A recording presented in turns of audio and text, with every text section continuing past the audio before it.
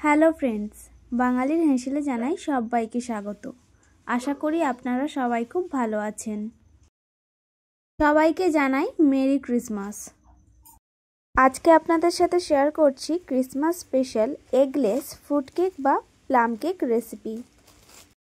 ছোট থেকে বড় সবার খুবই পছন্দের একটি রেসিপি। আশা করি ভিডিওটি আপনাদের ভালো লাগবে।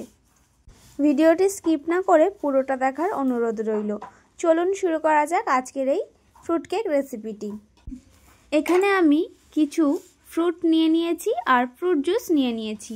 দেখুন এখানে আমি টুটি ফ্রুটি নিয়ে নিয়েছি, কিছুটা কাজু নিয়েছি, কাজুগুলো ছোট ছোট টুকরো করে ভেঙে নিয়েছি, কিছুটা আমন্ড বাদাম নিয়েছি, কিছুটা চেরি নিয়েছি, কিশমিশ নিয়ে নিয়েছি, আর এখানে কিছুটা মোরব্বা টুকরো করে কেটে নিয়েছি, আর নিয়েছি কিছুটা ব্ল্যাকবেরি।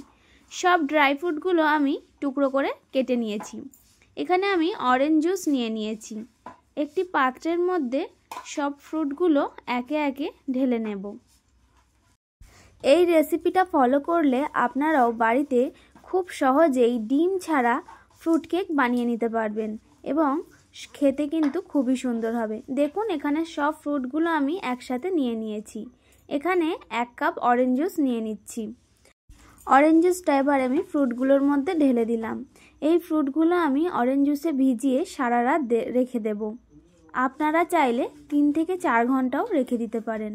একটু বেশি সময় রেখে দিলে ফ্রুটগুলো ভালোভাবে জুসটা অ্যাবজর্ব করে নেবে। এবারে এদিকে একটা কড়াই নিয়ে নিয়েছি। কড়াইতে দিয়ে দিচ্ছি 1 কাপ চিনি। চিনিটা ক্যারামেল করে নেব। 1 কাপ চিনিটা দিয়ে দিয়েছি। চিনিটা দিয়ে সঙ্গে সঙ্গে নাড়াচাড়া করব না। চিনিটা একটু গলে এলে তারপর নাড়াচাড়া করব। এই চিনির ক্যারামেলটা আমি দুটো কেকে ব্যবহার করব। দেখুন চিনিটা আস্তে আস্তে গলে আসছে। দেখুন চিনিটা গলে চিনির রঙটা কিন্তু পাল্টাতে শুরু করেছে। এই সময় গ্যাসের ফ্লেমটা অবশ্যই লোয়ে রাখতে হবে, না হলে ক্যারামেলটা পুড়ে গিয়ে চিনির যে রঙটা সেটা একদম কালো হয়ে যাবে। দেখুন চিনিগুলো আস্তে আস্তে গলতে শুরু করেছে। পুরো চিনিটাই এইভাবে নাড়াচাড়া করে গলিয়ে নিতে হবে। কালারটা দেখতেই পাচ্ছেন কতটা সুন্দর এসেছে। দেখুন চিনিটা কিন্তু আস্তে আস্তে পুরোটাই গলে গেছে এবং কালারটাও কত সুন্দর এসেছে। পুরো চিনিটা গলে যাওয়ার পরে এখানে 1 কাপ চিনির জন্য 1/2 কাপ জল ক্যারামেলের মধ্যে দিয়ে দিচ্ছি। জল দেওয়ার সময় এরকম চিনিটা একটু দলা পাকিয়ে যায়, কিন্তু কিছুক্ষণ নাড়াচাড়া করার পরে আবার চিনিটা গলে যাবে। দেখুন আস্তে আস্তে পুরো চিনিটাই গলে যাচ্ছে আবার। দেখুন চিনির দলাটা পুরোটাই গলে গেছে। আমাদের ক্যারামেল একদম রেডি হয়ে গেছে। একটি পাত্রে ঢেলে ঠান্ডা করে নেব। এদিকে আরও একটি অন্য পাত্র নিয়ে নিয়েছি। তাতে নিয়ে নিচ্ছি 1/3 কাপ দুধ। দুধটা অবশ্যই রুম টেম্পারেচারে রাখতে হবে। আর নিয়ে নিচ্ছি 1/3 কাপ রিফাইন অয়েল। এবারে দুধ আর তেলটা একসাথে একটা হ্যান্ড বিটারের সাহায্যে ভালো করে মিশিয়ে নেব, যতক্ষণ না একটা ক্রিমি ভাব চলে আসছে। দেখুন দুধ আর তেলটা একদম ভালোভাবে মিশিয়ে নিয়েছি। এবারে তার উপর রেখে দিয়েছি একটা ছাঁকনি। এখানে নিয়ে নিচ্ছি 1 কাপ ময়দা, 2 টেবিল স্পুন নিয়ে নিচ্ছি গুঁড়ো দুধ, 1 চিমটি নুন, আর দিচ্ছি 1/2 টিস্পুন দারচিনির গুঁড়ো। এবারে সব শুকনো উপকরণগুলো এইভাবে চেলে নিচ্ছি। সব শুকনো উপকরণগুলো চেলে নিয়েছি। এবারে একটি হ্যান্ড বিটারের সাহায্যে এইভাবে মিশিয়ে নিচ্ছি। এই সময় দিয়ে দিচ্ছি সেই সারা রাত ভিজিয়ে রাখা ফ্রুটগুলো। আমি ফ্রুটগুলোর সাথে একটু ফ্রুট জুসও ব্যবহার করেছি। এবারে আবারও ফ্রুটগুলো দিয়ে একটু ভালো করে মিশিয়ে নিচ্ছি। ফ্রুটগুলো দিয়ে ভালো করে মিশিয়ে নেওয়ার পরে এবার এখানে দিয়ে দিচ্ছি কিছুটা ক্যারামেল। আমি এখানে 2টো কেক বানানোর ক্যারামেল তৈরি করেছিলাম, তাই অর্ধেক ক্যারামেলটা এই কেকের ব্যাটারে দিয়ে দিলাম। ক্যারামেলটা দিয়ে আবারও ভালো করে ব্যাটারটা মিশিয়ে নিচ্ছি। দেখুন ব্যাটারটা খুব বেশি পাতলাও হয়নি, আবার খুব বেশি ঘনও হয়নি, ঠিক এরকম ঘনত্বে তৈরি হয়েছে। দেখতেই পাচ্ছেন ব্যাটারটা ঠিক এই রকম হয়েছে। এই সময় এখানে দিয়ে দিচ্ছি 1/2 টিস্পুন অরেঞ্জ এসেন্স। আপনারা চাইলে এখানে ভ্যানিলা এসেন্সও ব্যবহার করতে পারেন। অরেঞ্জ এসেন্সটা দিয়ে ব্যাটারের সাথে ভালো করে মিশিয়ে নিয়েছি। এদিকে একটা এই ধরনের রাউন্ড শেপের কেক মোল্ড নিয়ে নিয়েছি। আপনারা চাইলে যে কোনো স্টিলের পাত্রও ব্যবহার করতে পারেন। এবারে কেক মোল্ডের মধ্যে সামান্য সাদা তেল ব্রাশ করে দিচ্ছি, দিয়ে একটা কাগজ দিয়ে দিচ্ছি। কাগজের উপরেও সামান্য সাদা তেল দিয়ে ব্রাশ করে দিচ্ছি। সাইডেও একটু কাগজ লাগিয়ে তার উপরে তেল ব্রাশ করে দেব। আপনারা চাইলে কেক টিনের মধ্যে তেল মাখিয়ে একটু ময়দা ডাস্ট করে নিতে পারেন। দেখুন কাগজটা লাগিয়ে রেডি করে নিয়েছি। এবারে একটি পাত্রে গ্যাস জ্বালিয়ে কিছুটা নুন দিয়ে দিলাম।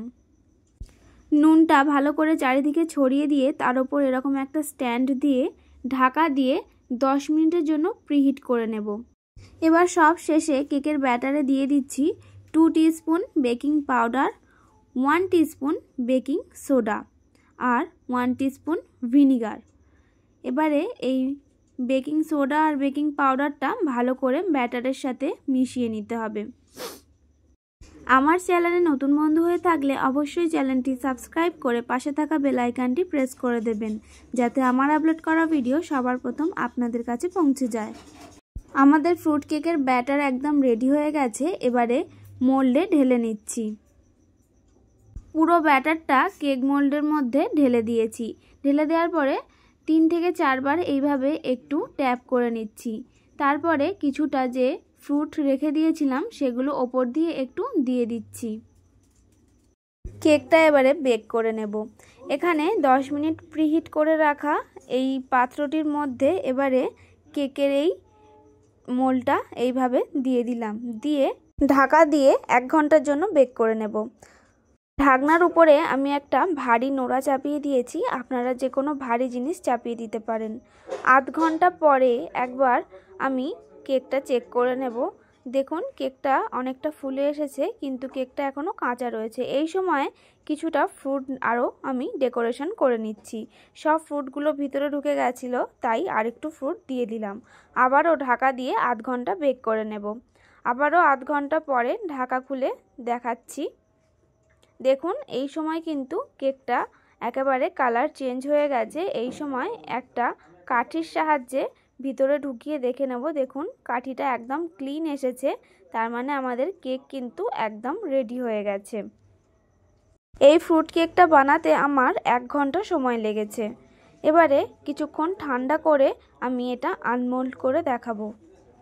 কিছুক্ষণ পর কেকটা ঠান্ডা হয়ে যাওয়ার পরে দেখুন এইভাবে সাইড দিয়ে কাগজগুলো খুলে নিচ্ছি। সাইডের কাগজগুলো খুলে ফেলে দিয়েছি। এবারে এইভাবে উল্টে নিয়েছি। দেখুন তলা থেকেও কাগজটা সরিয়ে দেখাচ্ছি। কেকটা কিন্তু একটুও পুড়ে যায়নি। দেখতেই পাচ্ছেন কতটা সুন্দর হয়েছে এবং খুবই সফট হয়েছে। আপনারাও যদি এইভাবে একই পদ্ধতিতে ফ্রুট কেক বানান, আপনাদের কেকও কিন্তু খুবই সুন্দর হবে। কেকটা দেখতে কিন্তু খুবই সুন্দর হয়েছে এবং খেতেও খুবই সুন্দর হবে। আপনারাও বাড়িতে এইভাবে ক্রিসমাস স্পেশাল ফ্রুট কেক খুব সহজেই বানিয়ে নিন। ভিডিওটি ভালো লাগলে অবশ্যই একটি লাইক করে শেয়ার করে দেবেন। কমেন্ট করে জানাবেন এই ক্রিসমাস স্পেশাল ফ্রুট কেক রেসিপিটি আপনাদের কেমন লাগলো। ফিরে আসবো আবার একটি অন্য ভিডিও নিয়ে। পুরো ভিডিওটি দেখার জন্য ধন্যবাদ।